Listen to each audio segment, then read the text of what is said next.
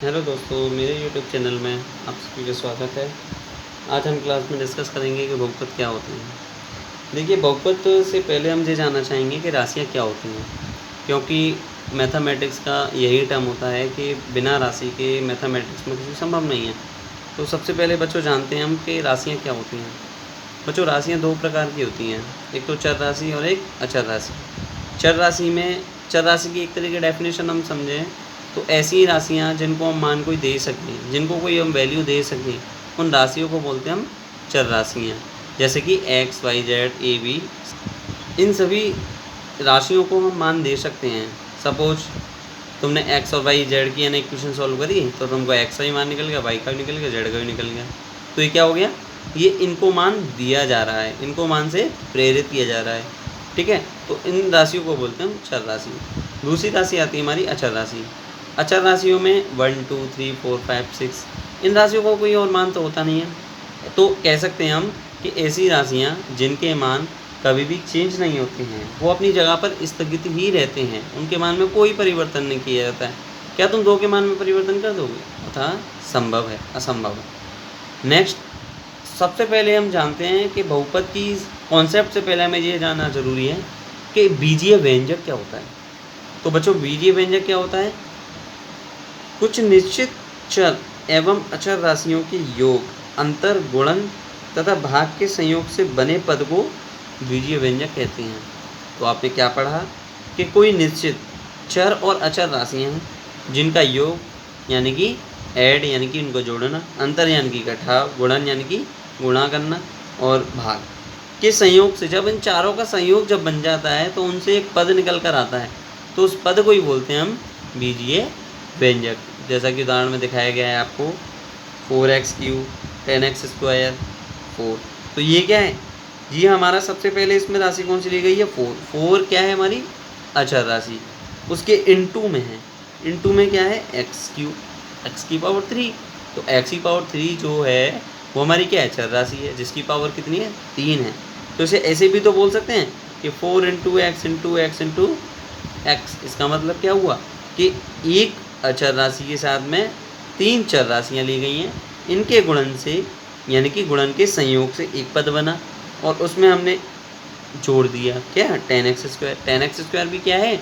चर और अचर राशियों के गुणन का संयोग। उन सबको जोड़ करके जब ऐसी स्थिति प्राप्त होती है तो उसे हम क्या बोलते हैं?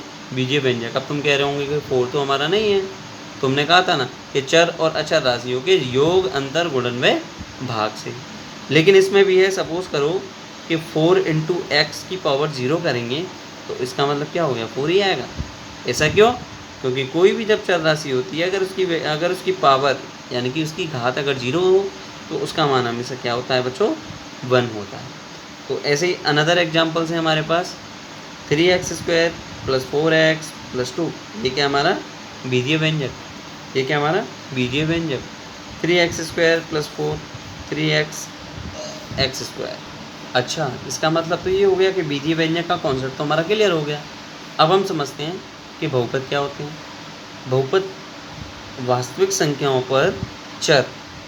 देखो, चर आप कोई सा भी ले सकते हैं, ऐसी कोई बंदिशें नहीं है कि आप x ही लें, y भी ले सकते हैं, t भी ले सकते हैं, z भी ले सकते हैं। यानी कि x y z मतलब a to z से लेकर कोई भी अगर आपको इंगित करना हो, किसी वैल्यू अगर प्रेरित करनी हो तो आप उसको यूज कर सकते हैं। तो वास्तविक संख्याओं पर चर x में बहुपद कहलाता है। तो वास्तविक संख्या है, अब क्या है वो इसके द्वारा समझते हैं। देखिए, p(x), इसका मतलब क्या हुआ? p फॉर पॉलिनोमियल, क्योंकि बहुपद को हम इंग्लिश में क्या कहते हैं? Polynomial. Polynomial of x, polynomial of variable of x। इसका मतलब क्या हुआ? p(f), यानी कि जिस चर का जो बहुपद होगा उसको हम पहले ही इंगित कर देते हैं बहुपद के साथ में। तो a0 a0 + a1x + a2x² + a3x² plus dot dot dot dot last time तक हम लेंगे an x⁻n तक। जहाँ पर अब बात आती है कि ये चीज़ क्या है, क्योंकि हमारा तो थ्योरी यहीं तक है कि वास्तविक संख्याओं पर चर हो उसमें बहुपद कहलाती है। तो इसका मीन इससे समझा हमने। a0 a1 a2 dot dot an तक आप दिख रहा है, ये हमारी सारी क्या है? वास्तविक संख्याएँ। ये क्या हमारी? वास्तविक संख्याएँ। जहाँ पर हमारा ए एन जो होता है उसकी वैल्यू क्या होती है, नॉट इक्वल टू 0, यानी कि 0 के बराबर नहीं होती है। ए एन जो होता है हमारा, एन यहाँ पर एक ऋणोत्तर पूर्णांक है, ऋणोत्तर माने कि नेगेटिव पूर्णांक है। जहाँ A nought, A one, A two, A three dot dot dot A N को हम बहुपद के गुणांक कहते हैं। हमसे पूछा जाता है कि बहुपद क्या होता है, बहुपद के गुणांक किसे कहते हैं, तो वहाँ पर हमारे जो चर राशियाँ हैं, चर राशियाँ क्या है, एक्स है, यहाँ पर एक्स की पावर 0 है, यहाँ पर एक्स स्क्वायर है, यहाँ एक्स क्यू है। तो इसका मतलब क्या हुआ, ये सारी चर राशियों के गुणन में ही तो है। जो गुणन में संख्याएँ जो होती हैं उसी को हम क्या बोलते हैं, बहुपद के गुणांक बोलते हैं उसे। और एक और इम्पोर्टेंट बात कि प्रत्येक बहुपद एक चर राशि पर निर्भर करता है। अगर एक चर राशि नहीं होगी तो हमारा बहुपद का कॉन्सेप्ट क्लियर नहीं होगा। ओके, अब हम समझते हैं। अच्छा, उससे पहले एक और पॉइंट देख लेते हैं कि बहुपद को हम कैसे दर्शाएंगे। हमने जैसा कि अभी बताया पी ऑफ एक्स, इसका मतलब क्या हुआ कि जो बहुपद है वो हमारा कैसा है, एक्स टर्म का है, यानी कि एक्स चर राशि का है। तो जब चर राशि या बहुपद का एक्स का हो या एक्स का हो या एक्स का हो, अभी तो हमने सारे एक्स के लिए हैं, लेकिन हम बहुपद को डोनेट कैसे करेंगे, p of x, q of x, r of x, इस तरीके से इनको रूप में लिखते हैं। कोई भी बहुपद दिया हो, आप उसमें वेरिएबल डिफाइन करेंगे कि वेरिएबल कौन सी है, यानी कि राशि कौन सी है, एक्स है या वाई है, चर राशि डिफाइन कर ली। फिर उसके अकॉर्डिंग अगर उसे लिखना होगा तो पी के रूप में भी लिख सकते हैं, क्यू में भी लिख सकते हैं और आर के रूप में भी लिख सकते हैं। बट आपको चर राशि का ध्यान रखना पड़ेगा। बहुपद का मानक रूप क्या होता है, आप सबसे पहले समझते हैं हम क्या, बहुपद का मानक रूप क्या होता है।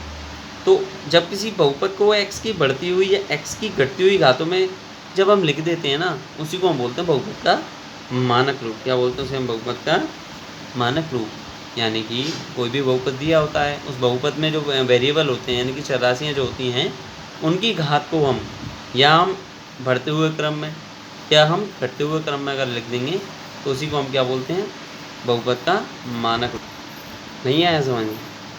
नहीं आया तो एग्जाम्पल है हमारे पास, तो एग्जाम्पल से समझेंगे। चलो, हमारे एक बहुपद दिया हुआ है 5x³ 6x + 1। अच्छा, इसमें वेरिएबल देखें आप, तो वेरिएबल कौन कौन से हैं, केवल x वेरिएबल हैं। अच्छा, इस बहुपद को अगर मैं लिखना चाहता तो ऐसे भी तो लिख सकता था कि p ऑफ x बराबर 5x³ - 6x + 1 - 6 2x। पर नहीं, ऐसा नहीं लिख सकता।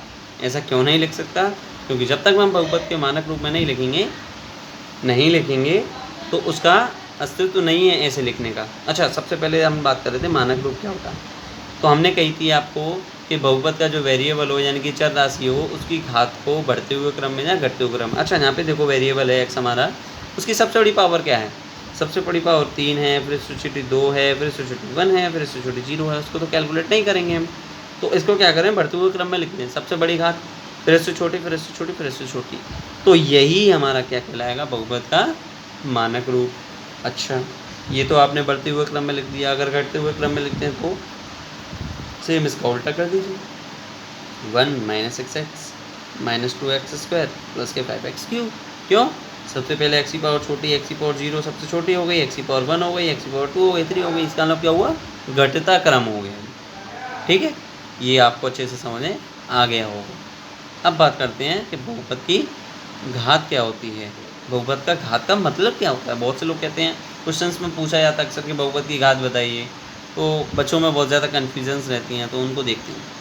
तो किसी बहुपद में चर के सबसे बड़ी घात वाले पद के घातांक को उस बहुपद की घात कहते हैं। कहने का मतलब ये है कि देखो, जो हमारा बहुपद दिया है इसमें जो वेरिएबल है यानी कि जो चर राशि है, वो चर राशि क्या है, x। तो इसका मतलब क्या हुआ कि मैं इस बहुपद को p ऑफ x करके भी डोनेट कर सकता था, ऐसे करके। अच्छा, इसका मतलब क्या हुआ, p ऑफ x बराबर 4x4 - 3x³ - 4x² + 2। अच्छा, ये हमारा बिल्कुल ठीक है। यहाँ हम मना कर रहे थे कि इसको इस तरीके से नहीं लिख सकते, क्योंकि ये मानक रूप में था नहीं। ये मानक रूप में था तो सिर्फ p ऑफ x करके लिख सकते हो, या p ऑफ x करके लिख सकते हो, या r ऑफ x करके लिख सकते हो, जैसा कि हमने बहुपद को डोनेट करना बताया था। इसको हम पहले से ही ये मानक रूप में लिखा हुआ है, तो ये इसका मतलब क्या हुआ, बहुपद का सही रूप लिखा हुआ है। इसको हम p ऑफ x के रूप में लिखने के लिए तैयार हैं। अब बात करते हैं कि यहाँ बहुपद की घात क्या होगी। मेन कॉन्सेप्ट तो हमारा यही था कि बहुपद की घात क्या होती है। तो यहाँ हमने सब पूरे बहुपद में देखा, तो जो वेरिएबल है वो हमारा वेरिएबल एक्स, और वेरिएबल की सबसे पहले हमने पावर देखी छोटी, पावर छोटी क्या है 0, फिर 2, फिर 3, 4, सबसे बड़ी पावर क्या है 4। तो इसका मतलब क्या हुआ, बहुपद की घात क्या हो जाएगी 4। This is your answer. नहीं आया समझे?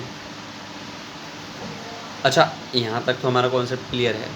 अब हम बात करते हैं कि बहुपद के प्रकार क्या होते हैं। देखो मैंने ज़्यादा डेफिनेशन नहीं दी है, ज़्यादा डीपली नहीं गया हूँ, मैं एग्जांपल के थ्रू आपको समझा दूंगा, क्योंकि इसमें एग्जांपल्स के थ्रू से आप बहुत अच्छे से समझ लेंगे। ठीक है, बहुपद के प्रकार क्या होते हैं। बहुपद के प्रकार देखो दो तरीके से बांटते हैं हम, एक तो पद के आधार पर और एक घात के आधार पर। तो ये जो 3 दिए हैं स्टार्टिंग के आपके, ये आपके 4 जे हैं आपके पद के आधार पर, और ये जो बाद के दिए हैं आपके 3, ये हमारे घात के आधार पर। ठीक है, तो सबसे पहले है एक पदी, द्विपदी, त्रिपदी और शून्य पदी, यानी कि शून्य बहुपद। एक पदी से आपको बिल्कुल क्लियर हो गया होगा कि ऐसा बहुपद जिसमें केवल एक ही पद हो, इसे हम क्या बोलेंगे, एक पदी है बहुपद। द्विपदी का मतलब क्या हुआ, ऐसा बहुपद जिसमें 2 पद हों, लाइक दिस। इसमें एग्जांपल दिया हुआ है आपके सामने, देखो 2 पद हैं, दोनों पद जुड़े हुए हैं। एक पद एक पद एक पद, इसके साथ में कोई और पद तो जुड़ा ही नहीं हुआ है, तो इसी वजह से क्या बोलेंगे हम इसे, एक पदी। द्विपदी 2 पद जुड़े हुए हैं तो 2 पदी हो गया। त्रिपदी ऐसा बहुपद जिसमें 3 पद हो, एक पद, द्विपद, त्रिपद, यानी कि 3 पद जुड़े हुए, तो इसका मतलब क्या हो गया कि ये त्रिपद बहुपद का उदाहरण हो गया। शून्य बहुपद, कोई भी पद ना हो, शून्य हो बिल्कुल। देखो शून्य इंटू वाई स्क्वायर करेंगे तो शून्य ही आएगा, शून्य इंटू वाई करेंगे शून्य आएगा, तो ओवरऑल इसका जब हम कैलकुलेट करेंगे तो 0 ही आएगा। तो इसका मतलब क्या हुआ कि ऐसा बहुपद जिसमें शून्य हो, केवल शून्य पद हो, तो शून्य बहुपद। अब ये आ गया घात के आधार पर। रैखिक का मतलब ध्यान रखना हमेशा कि ऐसा बहुपद जिसकी चर राशि की घात हमेशा 1 हो, उसे हम बोलते हैं रैखिक। कोई भी घात अगर 1 बोल देंगे तो उसे रैखिक बोल देंगे। तो जब बहुपद की बात हो रही है तो उसको एक्स टर्म यानी कि चर राशि के टर्म में आएगा, तो इसी से क्या बोल देंगे कि ऐसा बहुपद जिसकी घात 1 हो उसे रैखिक बहुपद बोलते हैं। जैसे कि ये बहुपद दिया हुआ है 2x + 1, तो इसमें क्या है, वेरिएबल की पावर कितनी है हमारी 1 है, तो इसी वजह से क्या बोलेंगे इसे रैखिक बहुपद। द्विघात बहुपद, द्विघात बहुपद क्या हो जाएगा, ऐसा बहुपद जिसमें वेरिएबल की पावर 2 हो। इसका मतलब क्या हुआ कि चर राशि की पावर 2 हो, मैक्सिमम 2 हो, तो मैक्सिमम पावर क्या है पूरे बहुपद में 2 ही है, तो इसी को क्या बोलेंगे हम, द्विघाती बहुपद। त्रिघाती बहुपद की बात करते हैं तो ऐसा बहुपद जिसमें घात कितनी हो, 3 हो केवल, तो इसमें देखो 3 है घात केवल, तो घात 3 है, तो इसी से क्या बोलेंगे इसे, त्रिघात बहुपद। आशा करता हूँ आप सभी को जो बेसिक कॉन्सेप्ट्स हैं बहुपद के स्टार्टिंग के वो क्लियर हो गए होंगे। इसके बाद नेक्स्ट वीडियो में हम डिस्कस करेंगे इसकी इस पे आधारित कुछ प्रॉब्लम्स सॉल्व करेंगे, NCERT problems. Okay, thank you very much.